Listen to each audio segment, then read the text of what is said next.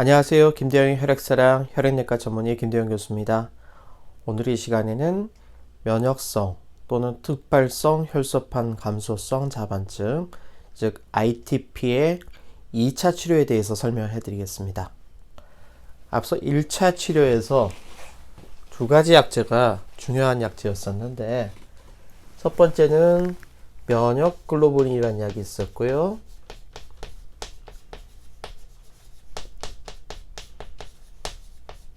두 번째는 스테로이드라는 약을 썼었습니다.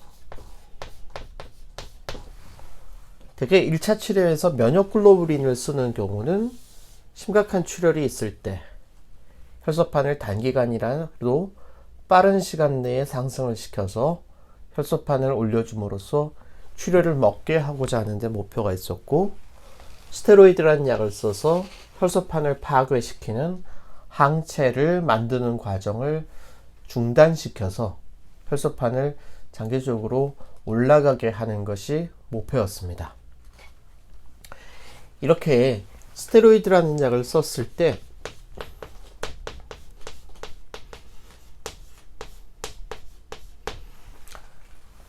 첫 1개월 동안 스테로이드를 꾸준히 유지를 시켜서 만약에 혈소판이 10만 개 이상으로 회복이 됐다, 이렇게 되면 이것을 완전 관해라고 얘기를 합니다. 이렇게 완전 관해 상태를 얻는 분들이 10분 중에 6분 정도가 완전 관해를 얻습니다. 그 다음 1개월 정도를 서서히 스테로이드를 줄여나가는데,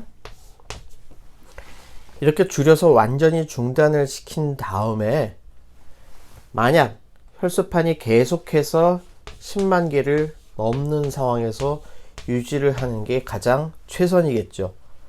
그래서 이렇게 10만 개를 유지를 하시는 분도 있지만, 흥미로운 것은 처음부터 아예 반응을 하지 않는 그런 분들도 있습니다. 즉 10분 중에 6분 정도는 첫 1개월간을 사용을 했을 때 10만 개 이상을 회복하지만, 나머지 4분 정도는 아예 처음부터 듣지 않는 경우가 있는데, 이거를 1차성 불응, 처음부터 듣지 않는다, 그런 얘기죠. 자, 이런 분들이 10분 중에 4분 정도가 해당하고요. 그 다음에 처음에는 이게 들었다가 약을 서서히 줄이는 과정에서 듣지 않게 되는 분들이 있습니다. 즉 약을 줄이는 과정에서 다시 혈소판이 떨어지는데, 약을 줄였음에도 유지하는 분들이 이렇게 처음에 들었던 분 6분 중에서 또 10분 중에 6분 정도, 그래서 36%만 처음에 이런 스테로이드를 사용을 했을 때에 계속해서 혈소판이 높은 상태로 잘 유지가 되는데, 이렇게 완전 관해를 유지하는 36%를 제외하면 처음부터 듣지 않는 분이 1차성 불응, 그리고 이렇게 이 스테로이드를 줄이면은 다시 떨어지는 분들을 스테로이드 의존성, 이렇게 얘기를 합니다. 그래서 이렇게 잘 유지되는 36%를 제외한 나머지 64%네요. 64%의 환자분들은 그 다음에 2차 치료로 어떤 것들을 선택을 해야 되느냐에 대한 얘기가 바로 오늘의 주제가 되겠습니다. 처음부터 듣지 않는 분들, 그리고 스테로이드를 줄여나가면서 다시 혈소판이 떨어지는 분들은 이제 2차 치료로 넘어가는데, 어쨌든 처음부터 듣지 않는 분들도 스테로이드라는 약은 한꺼번에 확 줄이게 되면은 우리 몸에 있는 이 스테로이드를 만드는 부신피질이라는 데에서 스테로이드를 외부에서 공급하게 되면은 이 부신피질이 스테로이드 호르몬을 만드는 기능 자체가 떨어지게 됩니다. 그래서 갑자기 줄이게 되면은 이렇게 부신피질이 다시 회복을 못한 상태에서 우리 몸에서 만들어지는 부신피질이 다시 회복할 기회가 없는 상태가 되어버리기 때문에 상당히 위험한 상황이 될 수 있어서 이럴 경우에도 서서히 약을 줄이는 것들은 필요합니다. 그래서 이렇게 서서히 약을 줄이면서 그 다음 단계의 치료를 도모하게 되는데, 과거의 치료는 이제 스테로이드에 처음부터 듣지 않거나 아니면 스테로이드를 줄였을 때 다시 떨어지는 분들은 비장절제라는 것을 했습니다. 비장 혹시 아시는지요? 비장이라는 거는 여러분들의 왼쪽 갈비뼈 뒤쪽에 있는 주먹만한 장기인데, 흔히 우리가 설렁탕 집에서 사람에 대한 몸을 얘기하는데 설렁탕 얘기를 해서 죄송합니다만, 소에도 이 비장이 있어서 이 비장을 보통 이 얇게 썰어서 그리고 고기에 얹어 먹는 그런 경우가 많죠. 그래서 이 비장을 이제 지라라고도 얘기를 하는데, 이 비장은 이 우리 몸에서 하는 기능이 면역 세포들을 교육하는 그런 교육기관이기도 하고, 또 혈액을 저장하는 창고이기도 합니다. 근데 이 비장이라는 게 결국 있다는 거는 우리 몸에 있는 림프구가 이 비장을 통해서 교육을 받아서 면역 기능을 획득해서 나가는데, 만약 이 비장을 떼버리게 되면은 이러한 림프구가 면역 기능을 교육받을 기회 자체가 없어지기 때문에 이러한 그 비장 자체를 없애버림으로써 이 림프구, 특히 비림프구가 혈소판에 대한 항체를 만드는 과정 자체를 차단할 수 있는 거죠. 그래서 과거에는 이렇게 비장절제를 많이 했었습니다. 이때 비장이라는 걸 그냥 떼면 안 되고요. 이 비장이 가지고 있는 순기능, 좋은 기능도 있기 때문에 이 비장이 없을 때에 걸릴 수 있는 심각한 감염증들을 막기 위해서 최소 3가지 이상의 예방접종을 미리 맞고, 이 예방접종으로 인해서 항체가 만들어진 이후에 비장을 절제해야 되는데, 이때 예방접종이 이제 이 헤모필러스 인플루엔자라는, 인플루엔자 바이러스가 아니고 균입니다. 그 다음에 뇌수막염 을 일으키는 뇌수막염 구균이라는 게 있습니다. 메닝고코커스라고 그럽니다.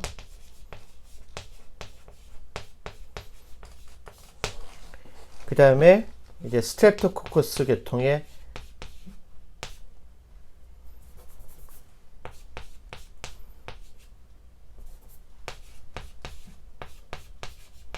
예방접종, 이렇게 3가지를 맞아서 면역 기능을 어느 정도는 만들어 놓고 비장절제를 합니다. 이 3가지 예방접종은 비장절제를 하기 2주 전에 맞아야 되고요. 2주 이후에 비장을 절제하는데, 비장을 떼내는 방법은 배를 열어서 개복으로 떼내는 방법도 있지만은 최근에는 복강경 시술을 통해서 하는 방법도 많이 사용을 하고 있습니다. 근데 이 비장절제라는 것 자체가 상당히 문제가 많죠. 일단 수술이라는 과정을 겪어야 되고요. 수술에 따른 여러 가지 합병증이 많습니다. 또 비장절제를 하기가 곤란한 분들도 많이 있습니다. 예를 들면 예전에 수술을 받아서 배 안에 흉터가 많이 남아 있어서 복강경을 하기 힘든 경우라든지, 또는 환자분이 전신마취를 하기에는 너무 나이가 많거나, 또는 여러 가지 질환이 있어서 심장이나 폐 기능이 약해져 있는 경우에는 전신마취를 하기가 어렵죠. 그리고 이 스테로이드라는 것 자체도 사실은 오래 사용하게 되면 여러 가지 부작용이 생기는데, 일단 혈당이 오르고 몸이 붓고, 그리고 이 스테로이드를 사용하면서 생기는 또 면역이 떨어져서 감염이 생기는 문제점들이 있을 수 있습니다.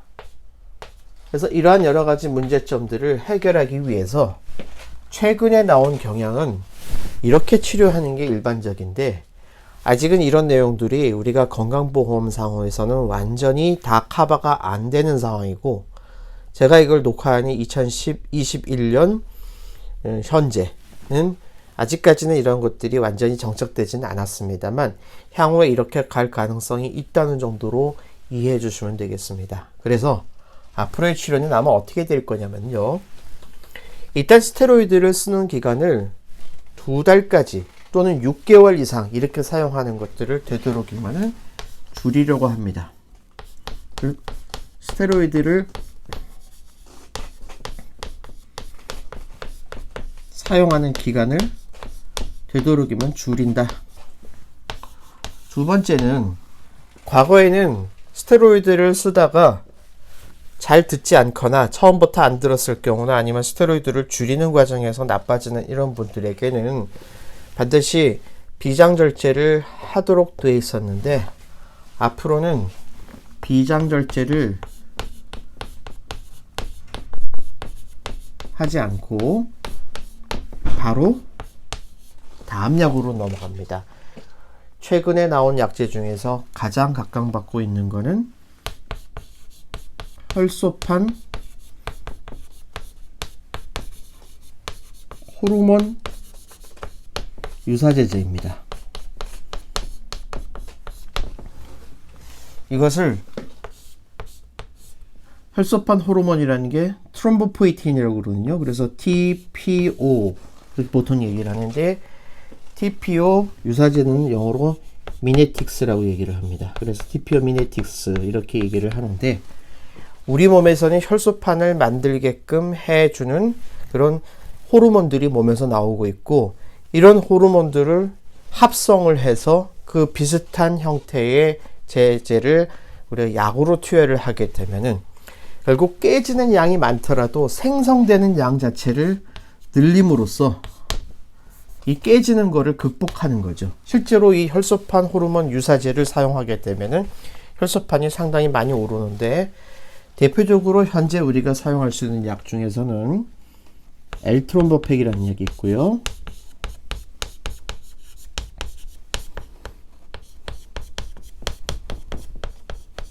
그 다음에 로미프로스팀이라는 약이 있습니다. 엘트롬보팩은 먹는 약입니다. 그래서 매일매일 먹게 돼 있고, 이 로미프로스팀이라는 약은 주사제 형태로서 일주일에 한 번 주사를 맞게 되어 있는데, 현재는 이 두 개의 약제가 이렇게 스테로이드를 쓰고 난 다음에 처음부터 듣지 않거나 아니면 약을 줄이는 과정에서 나빠지는 분들에 한해서 비장절제를 한 이후에 또 나빠지거나 또는 비장절제를 여러 가지 이유 때문에 할 수 없는 경우에만 보험을 인정하고 있는데, 향후에는 이렇게 비장을 잘라내지 않고도 바로 스테로이드를 사용한 이후에 잘 듣지 않거나 아니면 이 줄이는 과정에서 나빠지는 분들에게는 아마 사용할 수 있을 것으로 생각을 하고 있습니다. 그래서 이 약제를 사용하는 기간은 엘트롬보팩 같은 경우는 보통 6개월 정도를 사용을 하고, 그 이후에는 서서히 약을 이제 줄이거나 또는 끊고 난 다음에 경과를 보게 돼 있고요. 로미프로스팀이라는 약도 역시 비슷하게 유지를 하도록 되어 있습니다. 그래서 이 두 가지 약제를 앞으로 잘 사용하게 되면은 이 특발성 혈소판 감소증 환자분들이 조금 더 치료를 쉽고 편안하게 받으면서도 혈소판을 잘 유지할 수 있지 않을까, 그렇게 생각을 하고 있습니다. 과거에는 그리고 비장절제를 하고 난 이후에 잘 듣지 않았을 경우에 3차 치료라는 것들도 많이 썼었는데, 이 3차 치료에 쓰는 것들이 대부분 강력한 면역 억제제나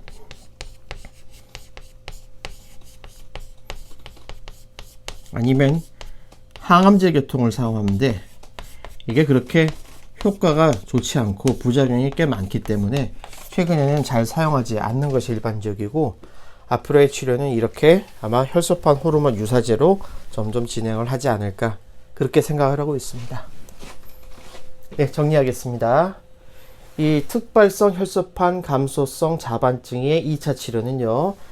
처음에 스테로이드라는 약을 쓰고 난 이후에 약 1개월 이후에 60%의 환자분들이 치료에 반응을 하는데 그걸 완전관해라고 하지만 이렇게 완전관해를 얻지 못하는 1차성 불응 환자나 아니면 죄송합니다. 스테로이드의 의존성이라고 해서 약을 줄이는 과정에서 혈소판이 다시 떨어지는 분들을 대상으로 2차 치료를 진행하는데 과거에는 비장절제술이라고 이 비장을 떼내는 방법을 썼었고 이 비장을 떼낼 때에는 미리 예방접종을 해서 이렇게 우리 몸에 치명적인 감염이 올 수 있는 가능성을 줄여야 되는데 이러한 비장절제술을 할 수 없는 경우도 많고 비장절제술 자체가 상당히 부담스러운 치료이기 때문에 앞으로의 치료는 스테로이드를 사용하는 기간을 줄여서 스테로이드에 의한 부작용을 줄이고 비장절제술을 하는 대신에 이와 같이 혈소판 호르몬 유사제인 경구약제, 먹는 약인 엘트롬보팩을 쓰거나 아니면 주사약제인 로미프로스팀을 사용하는 방법으로 갈 것이다. 그리고 3차 치료로 사용했던 약제들은 앞으로는 거의 사용하지 않게 될 것이다. 이렇게 설명드릴 수 있겠습니다.